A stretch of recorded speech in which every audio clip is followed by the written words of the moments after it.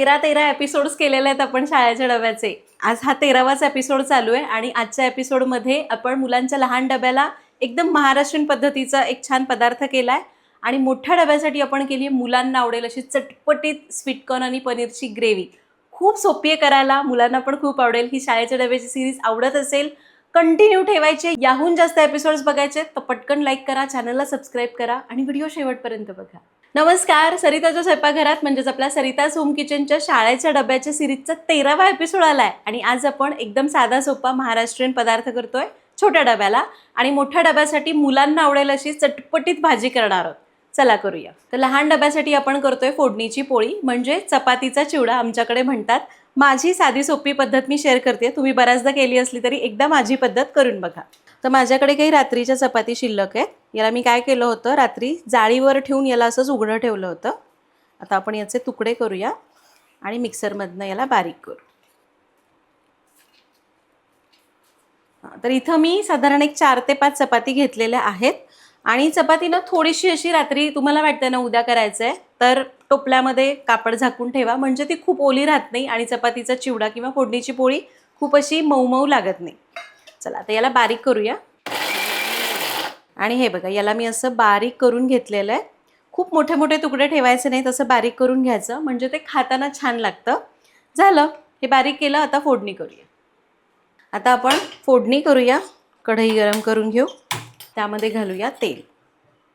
साधारण एक 3 चमचे तेल मी घालते आणि इथं मी चपातीचा चिवडा करते. तुम्ही भाकरीचा सुद्धा करू शकता, फक्त भाकरीच्या चिवड्याला थोडंसं पाणी भरून हपका द्यावं लागतं. तेल गरम झालं, यामध्ये घालूया मोहरी अर्धा चमचा. मोहरी तडतडली, पाव चमचा जिरं घालूया, पाव चमचा हिंग, कढीपत्ता आणि 2 बारीक चिरलेले कांदे. छोटे कांदे बारीक चिरून घेतले. परतून घेऊया. तर कांदा परतताना आपल्याला खूप जास्त डार्क करायचं नाही आहे. तुम्ही कांदा जास्त परतला तर त्यातलं मॉइश्चर कमी होतं आणि चिवडा असा चिवट चिवट लागतो. त्यामुळे कांदा थोडासा मऊसरच ठेवायचा. तर कांदा परतलाय, हलकासा मऊ ठेवला. यामध्ये घालूया पाव चमचा हळद, थोडीशी मिरची पावडर, मीठ मी अगदी किंचित घालते कारण आपण चपातीत मीठ घालतो. अगदी 2 चिमूट मीठ घातलं. थोडीशी कोथिंबीर घालूया आणि याला मिक्स करूया.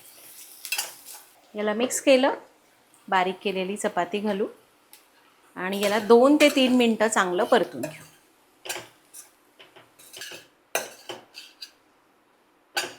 आणि हे घ्या, याला मस्त 2-3 मिनटं परतून घेतलं. आता आपण काय करू, थोडंसं पाणी घ्यायचं, अगदी थोडं हपका मारायचा.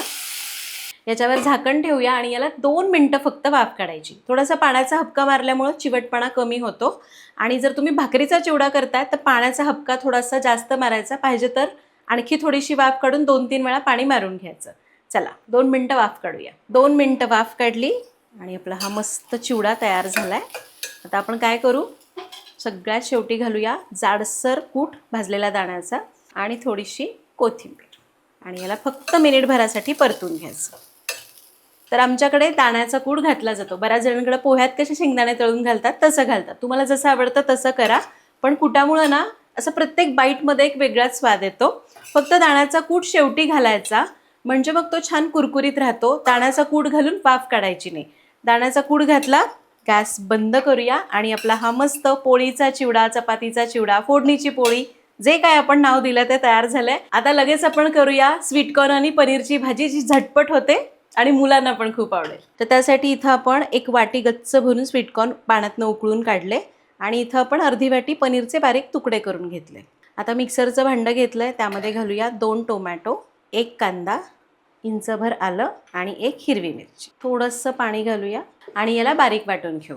एकदम असं खूप बारीक वाटण्याची गरज नाही आहे. थोडंसं रवा ठेवलं किसल्यासारखं तरी चालेल. बारीक करूया.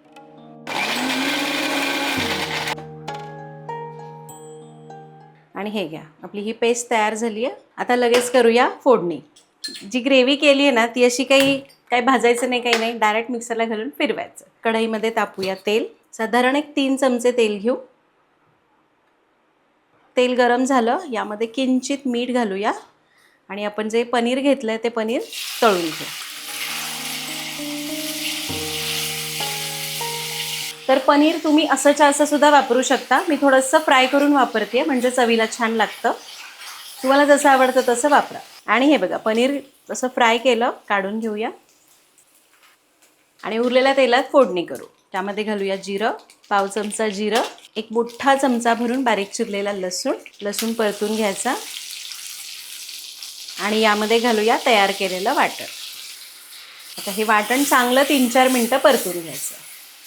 आणि हे बघा याला मी छान परतले, मस्त तेल सुटलंय, पनीर भाजल्यामुळं कढईचं थोडं करपलंय. यामध्ये घालूया पाव चमचा हळद, 1 चमचा मिरची पावडर, 1 चमचा धणेपूड, थोडीशी कसुरी मेथी घालूया, थोडं गरम पाणी घालू आणि याला परतून घेऊ. सगळे मसाले घालून याला परतून घेतलं. आता यामध्ये घालूया स्वीटकॉर्न, उकळून घेतलेले आणि तळून घेतलेलं पनीर. चवीपुरतं मीठ घालायचं आणि याला मिक्स करायचं. आणि हे बघा आपली ही भाजी तयार झाली आहे, पण ही सुकी भाजी तयार झाली. मला थोडीशी ग्रेव्ही करायची आहे.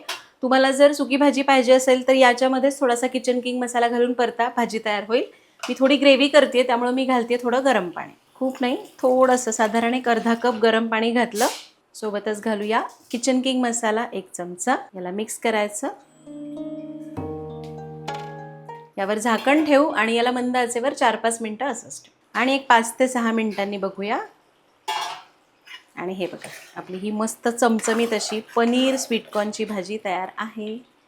आता यामध्ये आपण घालूया दूध किंवा तुम्ही फ्रेश क्रीम घातली तरी चालणार आहे. साधारण एक पाव कप दूध घातलं. याला मिक्स करायचं. दूध घातलं, वरून चिरलेली कोथिंबीर घालू आणि गॅस बंद करू. आपली ही मस्त चमचमीत पनीर स्वीटकॉर्नची ग्रेव्ही तयार आहे. खरं तर या भाजीमध्ये फ्रेश क्रीम वापरली जाते, पण फ्रेश क्रीम नसेल तर तुम्ही थोडंसं दूध घातलं तरी पण चालेल किंवा दुधावरची साय आणि थोडंसं दूध फेटायचं आणि ती घालायची. म्हणजे ती फ्रेश क्रीमच असते एका प्रकारचे, फक्त ती छान फेटायला पाहिजे, म्हणजे मग त्याचं टेक्स्चर चांगलं येतं. आणि मगाशी म्हटल्याप्रमाणे तुम्हाला जर सुकी भाजी करायची आहे तर तुम्ही दूध नाही घातलं तरीही चालेल, तुम्ही अशीच सुकी भाजी केली तरी चालणार आहे. तर अशा प्रकारे आज आपण मोठ्या डब्याला केली पनीर आणि स्वीटकॉर्नची भाजी. याच्यासोबत फुलके चपाती देऊ शकता आणि सोबत छोट्या डब्याला आपण केली फोडणीची पोळी. शाळेच्या डब्यासाठी अगदी काही फॅन्सी नाही, पण माझ्या काही आयडियाज मी तुमच्यासोबत शेअर करत असते जेणेकरून तुमचा रोजचा प्रश्न सुटेल. ही सिरीज जर आवडत असेल तर पटकन लाईक करा. भेटूया पुढच्या भागात. Happy cooking.